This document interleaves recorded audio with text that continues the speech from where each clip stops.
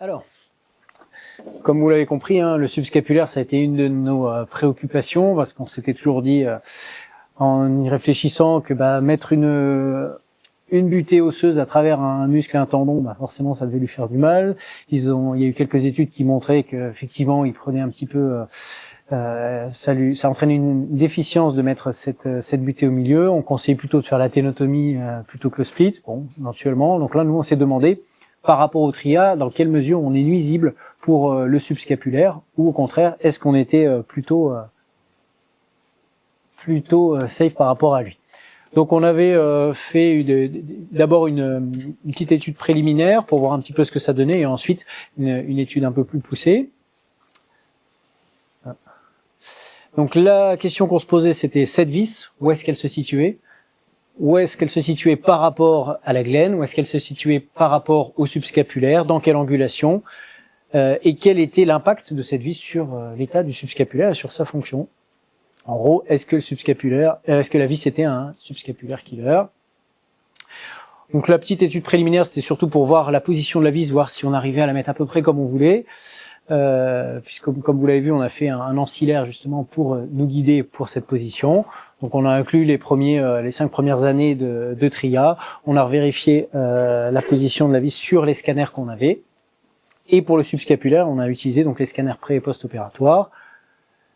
Alors la position de la vis, c'était pas très compliqué, on arrivait facilement à la localiser. On a essayé de repérer sa hauteur par rapport au subscapulaire pour savoir dans quelle proportion on le touchait, en sachant que là on a pris le dessous de la coracoïde, donc il y a quand même cet espace sous-coracoïdien qui est neutre et sans subscapulaire, mais au moins c'était un repère fiable puisqu'au niveau de la vis, il y avait quand même quelques artefacts. Pour l'angulation de la vis, pareil sur les coupes axiales.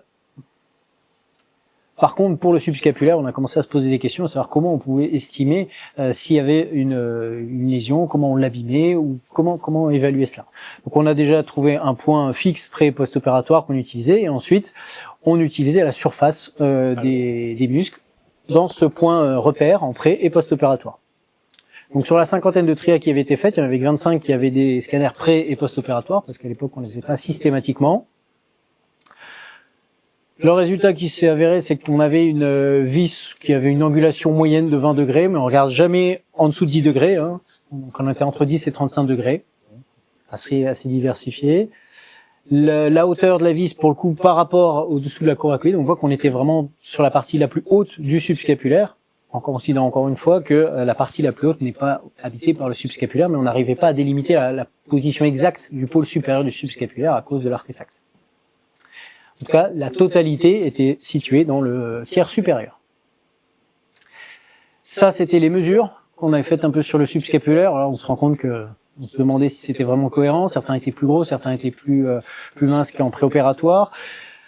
C'était un peu difficile. On s'est posé la question de la fiabilité de ces mesures, parce que est-ce que la position de la rotation sur le bras pendant le scanner faisait que ça grossissait plus ou moins? Est-ce que c'était la même position en pré- et post-opératoire? Des choses qu'on n'avait pas vraiment contrôlées. Là, on se rendait même compte que sur l'infraépineux, on se retrouvait avec des mesures supérieures par rapport au préopératoire. Enfin, on a remis en question un petit peu ces mesures. Donc, on a essayé d'avoir des études un peu plus fiables, cette fois au niveau clinique, avec des mesures isocinétiques, avec certains médecins du sport ici.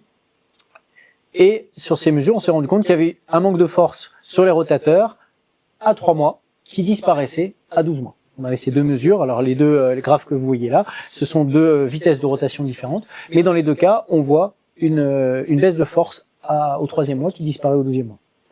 Donc là, ça nous donnait quelques prémices, et donc on a fait une étude un peu plus fiable cette fois pour essayer de quantifier l'impact sur le subscapulaire.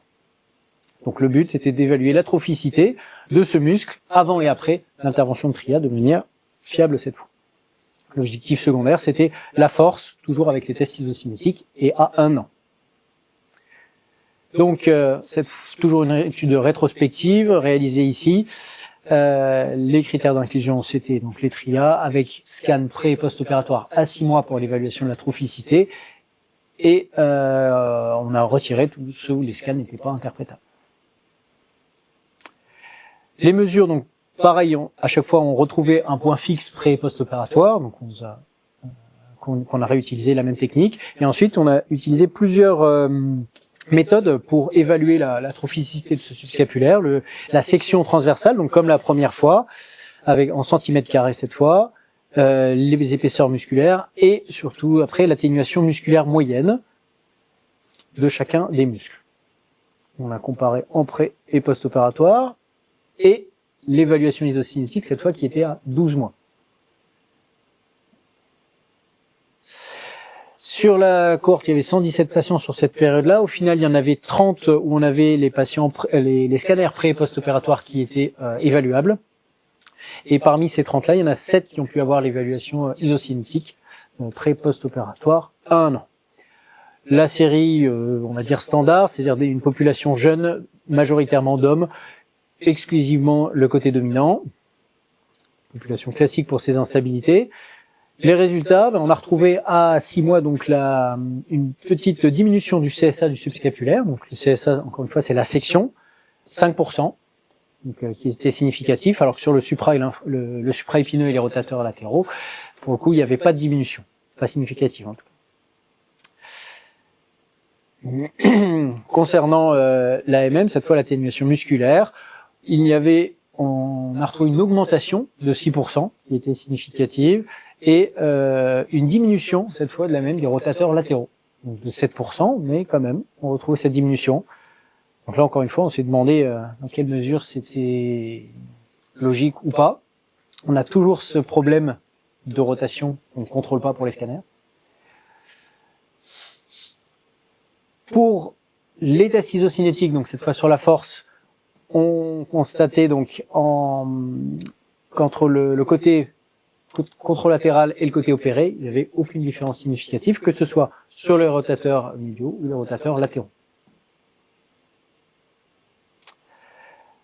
Donc là, on s'est de nouveau posé la même question, c'est-à-dire est-ce que c'est cette diminution de 5% retrouvée, est-ce que c'est lié à l'immobilisation pendant les premières semaines, est-ce que c'est la vis qui est gênante, est-ce que c'est les biais, comme je vous parlais, la position du bras lors du scanner, et surtout, est-ce que ça a un vrai impact, 5% de diminution de la surface, est-ce que ça a un impact clinique ou est-ce que c'est lié au delta de mesures qu'on peut faire? En tout cas, cliniquement, sur les mesures isocinétiques, il n'y avait aucune différence, mais la différence, c'est que les scanners étaient à 6 mois et la mesure isocinétique était à 12 mois. Et pour la mesure de l'AMM, là, on se retrouve avec de nouveau une mesure qui est un peu étrange. Donc on peut remettre en question la fiabilité de cette mesure-là. Est-ce que c'est lié aussi au fait qu'il y a la vis qui est à côté, qui est artefact et qui donc modifie la densité au niveau de ce scanner? C'est tout à fait possible.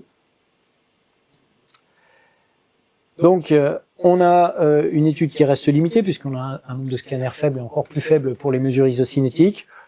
La position du bras qui est toujours inconnue et ce problème de différence de délai entre le scanner et les mesures isocinétiques. En gros, pour cette partie-là, on retient que la vis était systématiquement dans la partie la plus supérieure du subscapulaire, ou en tout cas vraiment sur la partie sous-coracoïdienne, un angle avec la glène qui était en moyenne de 22 degrés. Qu'à 3 mois, on a une diminution de force par rapport au côté opéré par rapport au préopératoire, que ce soit sur les rotateurs ou sur les rotateurs externes, qui disparaît ensuite. À 6 mois, on a cette mesure de diminution du CSA, mais augmentation de l'AMM. Les rotateurs latéraux, eux, qui semblent avoir une diminution au niveau de l'AMM. Et cliniquement, aucune différence à 12 mois.